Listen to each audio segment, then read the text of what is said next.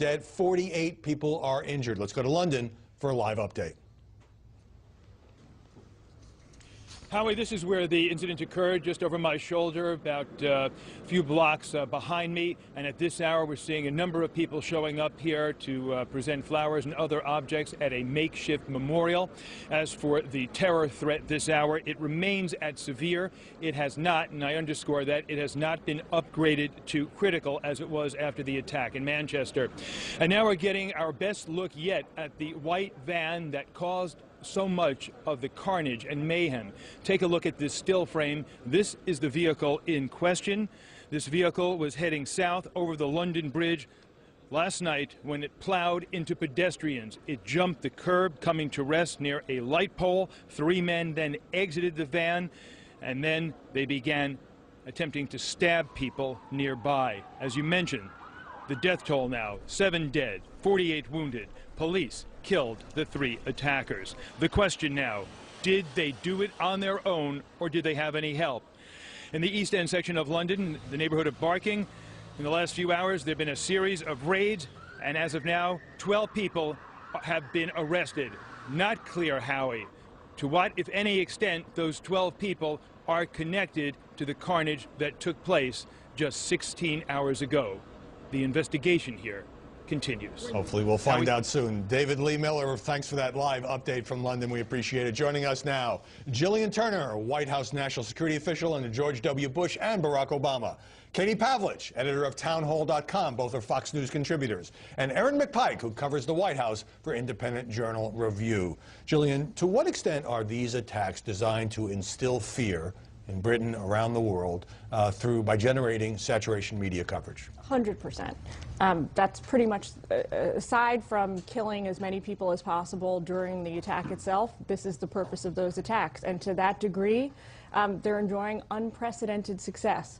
In the last year, couple of years, this is something that ISIS has excelled at and really driven to new heights thanks to social media and the way that they reach out to the community of interested people, you know, by that I mean potential terrorists around the world, and help to get this going. Thankfully, Katie, this is not a huge death toll, but the heavy coverage seems justified because what this attack does is it instills a sense of fear and concern that if you're on a bridge in London, if you're shopping at London's Borough Market, that you can't be entirely sure that you are safe. Well, and that's one of the definitions of terrorism, right, is to instill fear and to not just take people's lives, which is the worst case scenario, but to try and make sure that people don't go out and enjoy their freedoms that they have in these Western countries like the UK and the United States and all over Europe. That's certainly something that they want to do. We also see in these reports that these men who got out of the van were wearing fake suicide vests in order to instill even more fear, which obviously they probably were connecting that to the recent Manchester attack. This is not something that seems to be isolated. This is not a lone wolf problem. We have 12 suspects arrested this morning in London, and also the 18th suspect who arrested in Manchester today as a result of that suicide bombing recently. And so this is ongoing. British officials and officials all over the world are clearly having a very hard time coming to terms with this, but they're having an impact on the way that people think about whether they want to go to a crowded area or to a concert with their children. And Erin, President Trump reacting quickly, certainly, calling Prime Minister Theresa May, but also a series of tweets. And some found the first one odd. This was last night when the president retweeted the Drudge Report saying fears of new terrorist attack. This was after the initial ramming of pedestrians by the van, since he has access to all the top intelligence.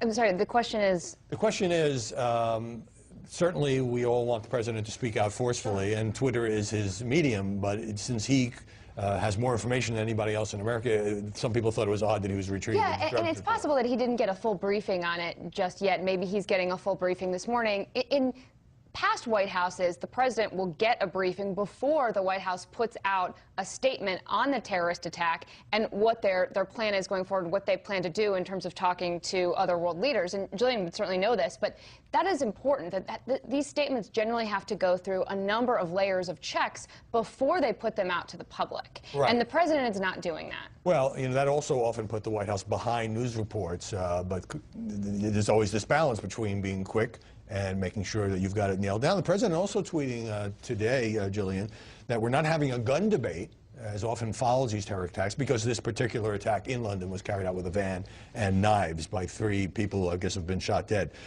So it does show that the terror problem in this country is far broader than just a debate about gun control. I mean, to me, that's sort of a political point, but yes, I agree with it.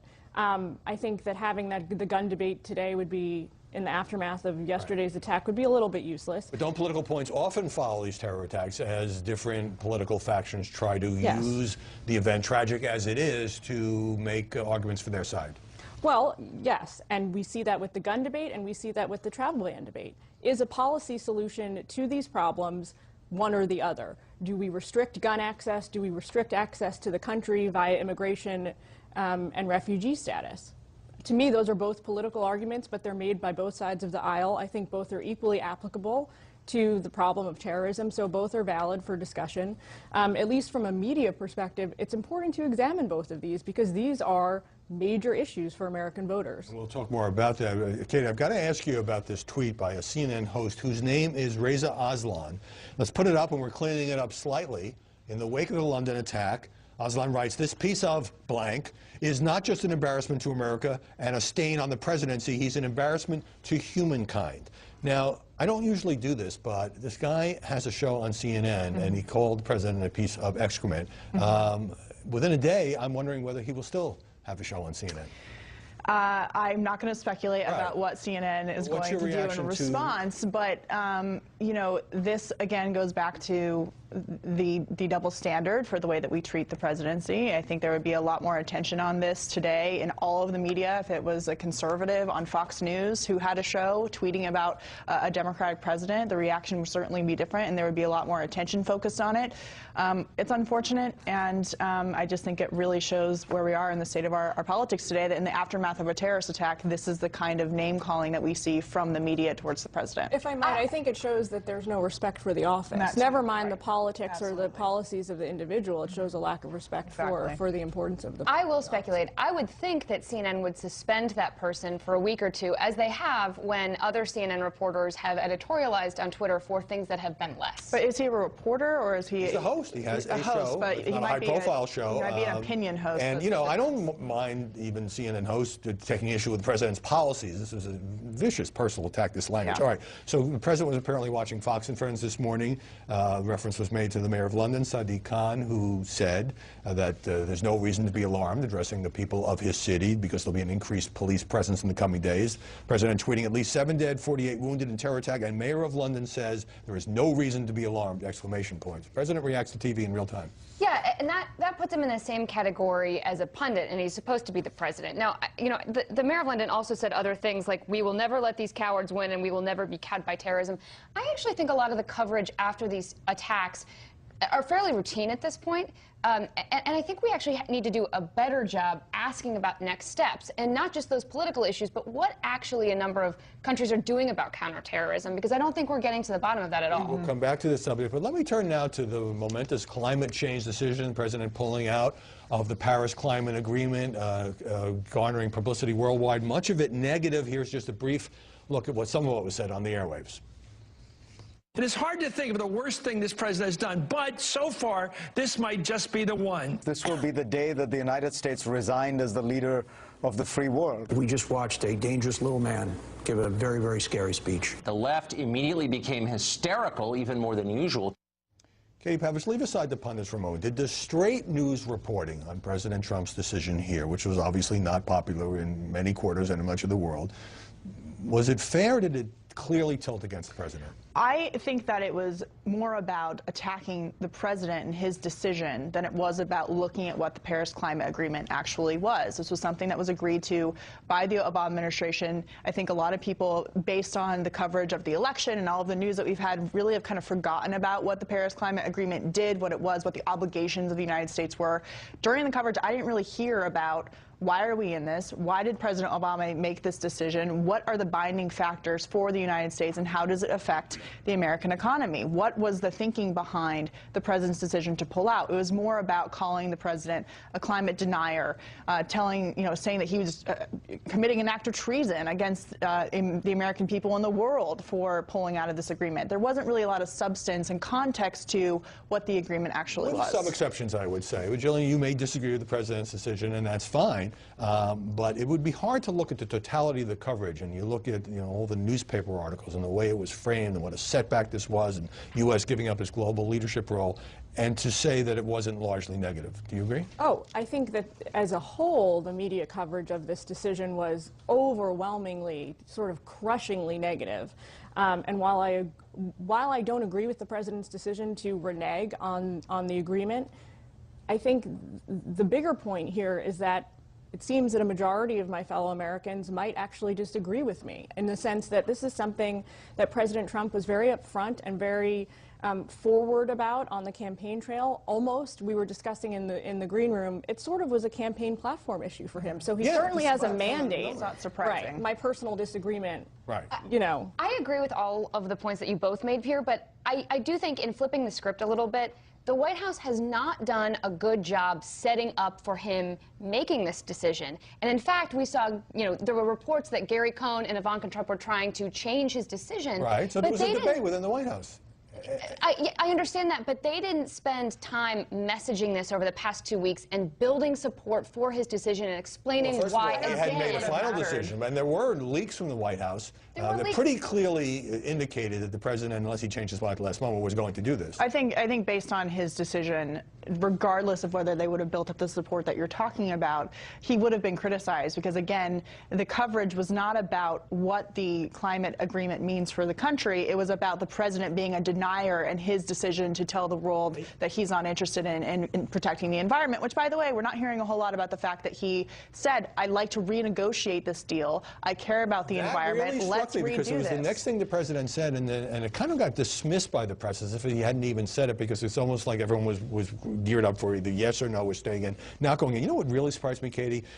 Hours after the president's speech announcing this, MSNBC, and liberals care passionately about the climate change. They all led with Russia. Chris Matthews, Comey, who's going to testify in a week, 8 o'clock show, the 9 o'clock show, the 10 o'clock show, all about the Russia investigation. Well, maybe, the climate change issue on the scale of what MSNBC thinks is obviously a lower issue, and Russia has been running their coverage for weeks. It's been working for them. Their ratings are higher than they've been in years.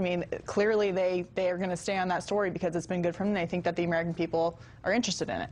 Now, I've said that I thought that last week Fox News played down some of the developments in the Russia investigation, but just the fact that it happened on the day of the climate change decision, whether you wanted to attack it, praise it, or try to analyze it, just struck me as an interesting moment. Let me get a break, panel. You can let us know what you think. MediaBuzz@foxnews.com, and we'll be on his way out. This is part of a larger wave of media speculation about a big White House shakeup.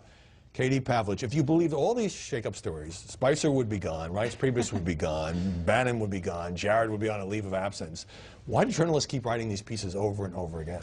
Well, they're clearly getting some kind of information from someone about from all these different factions within the White House, in part. So somebody is giving them information about a shakeup, but as we've seen, that hasn't exactly happened yet. When it comes to Sean Spicer, I'm always curious about why journalists think that he would be on his way out, in the sense of he goes out to the podium every day whenever there's a briefing and acts the way that President Trump would act. He's speaking on behalf of the president, and his contentious attitude with the press seems to be exactly what the president would do and want. So this idea that he's somehow making the office look bad, making the president look bad, he actually speaks on behalf of the president, and I think he's doing what the president would do, and therefore, why would he be fired? Well, Aaron, CNN made a big deal this week about one of the briefings was off camera. There was audio only, which actually the cable networks ended up taking some of that live. And CNN's liberal commentator Van Jones saying Sean is the incredibly shrinking man. First of all, it's not unusual to have off-camera briefings. Every administration has done it. Probably do it. Spicer probably does it once a week or once every 2 weeks. Does an off-camera briefing. Right. And they do plenty of off-camera briefings with cabinet officials or other senior aides all the time to give information about things that they might be doing in the coming week or so. So, you know, I don't think it's that big of a deal. And at least we're getting information. He's getting in front of us to take questions. Right. I mean, you can critique how he handles it. You can critique his answers, as journalists tend to do. But, I mean, he is doing his job, and it's a difficult job. Oh, by the way, TV networks don't like the off-camera briefings because they can't use it and they need the pictures. That's really what that is. They want the ratings. Don't care that much.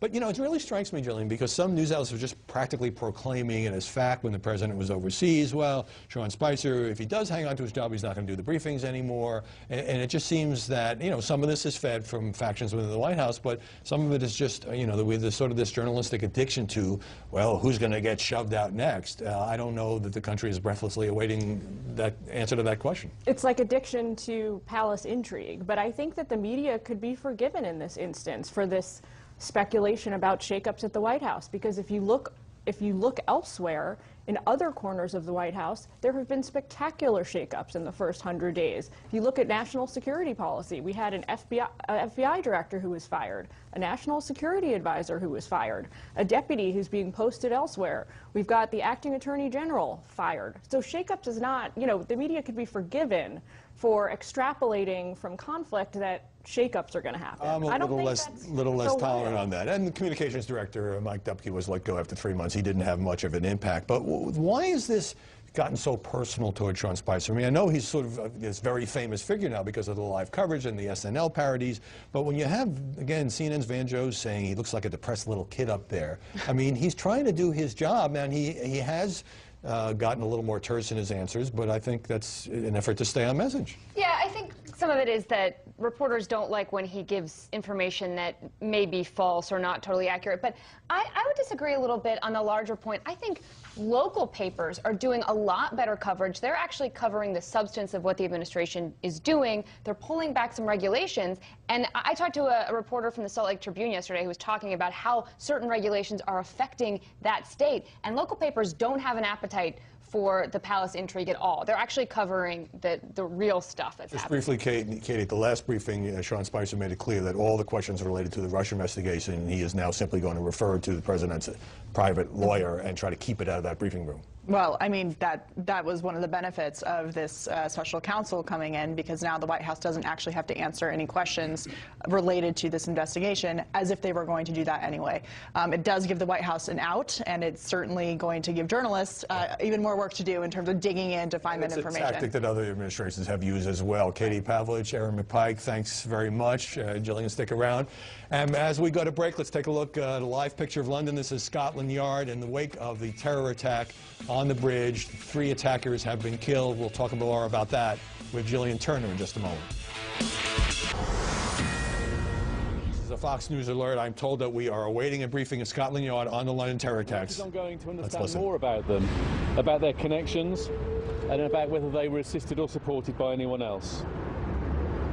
As I think you're aware, there are searches ongoing in East London, and 12 arrests have already been made. There is clearly more to do, and we will work relentlessly to get to the facts. We have established that the van used during the attack was a white Renault van that was recently hired by one of the attackers. As our understanding grows, we now understand that the van at London Bridge started the attack at 21:58 hours yesterday as it went from north to south on the river, with members of the public calling police a few minutes later. The van mounted the pavement and collided with pedestrians before being abandoned, where attackers were armed with knives, continued into the Borough Market area, stabbing numerous people. The attackers were then confronted by the firearms officers, and I can confirm that 8 police firearms officers discharged their weapons. Whilst this will be subject to an investigation by the IPCC, our initial assessment is in the region of 50 rounds, in the region of 50 bullets were fired by those 8 officers. The 3 attackers were shot dead. The situation these officers were confronted with was critical, a matter of life and death. 3 armed men wearing what appeared to be suicide belts. They had already attacked and killed members of the public and had to be stopped immediately. Indeed, I'm not surprised that when faced with what they must have feared were 3 suicide bombers, the firearms officers fired an unprecedented number of rounds to be completely confident that they had neutralised the threat that those men posed. I am humbled by the bravery of an officer who will rush towards a potential suicide bomber thinking only of protecting others. As the officers confronted the terrorist, a member of the public also suffered a gunshot wound. Although the injuries are not critical in nature, they are in hospital receiving medical attention, and we will of course keep you updated on that. 7 people have been killed in addition to the 3 attackers. Work to inform the next of kin of the victims is ongoing, and this may take some time as we believe some of the victims are from abroad. On top of that, we have 36 people remaining in hospital suffering from a range of injuries. Some of these are extremely serious, and 21 remain in critical condition. You will have heard today about the British Transport Police officer who sustained injuries in the attack, responding to the incident. I can also confirm that an off-duty Metropolitan Police officer based on Southwark Borough was caught up in the attack. Fortunately, he has not suffered life-threatening injuries. He remains in hospital. The investigation team are taking statements from hundreds of witnesses, and I again appeal to anybody with information or footage on the incident to make contact with the police. The cordons in place around London Bridge and around Borough Market area will remain in place for a little while yet, and we'd encourage the public to avoid the area whilst our investigation continues. This is likely to have some impact on travel arrangements in the first part of tomorrow morning, and we'd ask everyone to check with their travel operators and seek alternate routes where necessary. Now, the public can expect to see additional police, both armed and unarmed, across the capital over forthcoming days, and our security plans and policing plans for forthcoming events are being reviewed. You will also see increased physical measures in order to keep the public safe on London's bridges.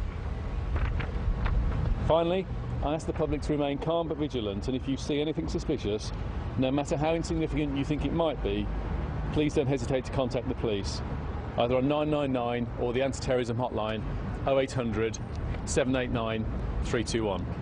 I'll take a couple of questions. Do you think all the main perpetrators were shot dead by your office? We're increasingly confident that this attack was conducted by 3 individuals. Clearly we need to establish whether there's any associates or anyone else involved in the planning. Is anything that you've got to suggest that the men were known to police or security services before? I want to finish the work on confirming the identity of those involved before I give further details in respect of that. What's the military involvement, if any, in the operation last night? So we have a routine plans for a terrorist incident to immediately summon specialist support from the military to be available where necessary. This incident was resolved, though, by police officers as the first responders. So the military arrived after it had been dealt with, or they didn't arrive? The military weren't involved in the resolution of this incident. Thank you all very much. Mark Rowley, London police official, briefing the media on the terror attack on London Bridge, and we're back with Gillian Turner. What did you take away from that briefing? Did you learn anything? Did we learn anything new? Definitely didn't learn anything new. But what this shows me is that law enforcement right now, at least in the UK, is still in the tactical phase of this investigation. They're focused on the who, what, when, where. They haven't looked at the why yet. They're cautiously sort of now affirming that it was terrorist related, but beyond that, things like motives and larger connections and terrorist networks is not something they have really penetrated yet. They're going to work on that over the next 48 hours. So many unanswered questions, as there often are in the wake of these terror attacks. Gillian Turner, thank you very much for joining us. We're happy to have you here this Sunday. And let's go now to Manchester, New Hampshire. Corey Lewandowski, the president's first campaign manager, still an informal advisor, is joining us now. Corey, you come in the middle of a breaking news event, as you know. Let me ask you, with President Trump tweeting this morning, among the things that he said about the London attack, we must stop being politically correct and get down to the business of security for our people. What did he mean by politically correct? Well, Howie, as you know, first and foremost, our thoughts and prayers are with the victims and the families in London, and the president said that he will stand firm with anything he can do to help the people there. I know he's had a conversation with the Prime Minister over there and has pledged his support, but you have to remember, we have seen courts legislating from the bench, prohibiting the president from implementing a program which will call for extreme vetting coming into the United States. These are the same courts which have decided to legislate from the bench as opposed to interpret the rules that the president clearly has a constitutional authority to implement on behalf of the people of our country. And what he said was, our system is not designed right now to make sure that we know who's coming into our country, so we have to stop being politically correct so that we're saving American lives, and hopefully we don't have terrorist attacks on our own soil. But, Corey, several different courts have found that two different versions of the ban did not pass constitutional muster. This is heading now to the Supreme Court. I understand you, the President, and a lot of American people feel strongly about it, but that is the role of courts in our society, is it not? Well, it is, but the question is, does the president have the constitutional authority, which is the same authority that George W. Bush used, Barack Obama used, and dates all the way back to World War II, to preclude people from coming into the country of the United States, which is a great privilege and an honor, until we know exactly who they are. And what we've seen is that we're now going to have the opportunity to check people's social media activities, because it wasn't that long ago where the San Bernardino killer came in under a K-1 visa, committed a jihad, and if we would have had the opportunity to look at her social media activity, we would have seen that she was exactly going to do that when she came to this country. Let me move on now to the president's decision to pull out of the Paris Climate Agreement. Highly controversial, as you know, an avalanche of coverage, much of it negative in tone. Do you feel like the press, in covering this, kind of glossed over the fact that during the campaign, when you were advising Donald Trump, that he promised to do this? This was a campaign promise that he was carrying out. Well, this is the thing, Howie. This president can't win with the mainstream liberal media. If he would have stayed into the Paris Accord, which, as you know, is completely voluntary, and countries like China and India and Russia pay zero as part of this, if he would have stayed in, the mainstream media would have said, see, the president has flip-flopped, he's changed his position on the campaign, and he has no principles. Instead, what he did was exactly what he said he was going to do, which is exactly what he campaigned on, which is he said that it's a $2.5 trillion expense over the next 10 years. It's 6 million jobs lost. It's a $3 billion slush fund to the United Nations, of which the United States is paying all of it. And he said, this is a bad deal for the U.S. We're going to pull out of it based on merits. Corey, several reporters have asked a number of top administration officials in recent days whether Donald Trump himself believes, as he has suggested in the past, that climate change is not real, or whether it's some kind of hoax perpetrated by the Chinese. And the questions have all been deflected. Why is that such a difficult question to answer? Well, look, I think it's very clear that the president speaks for the president, but what he has said, and he's been on the record of in the past, of what he believes climate change and if it's real or if it isn't real. And I think the only person who's going to speak for the president on this is the president. He's the most accessible president we've ever had.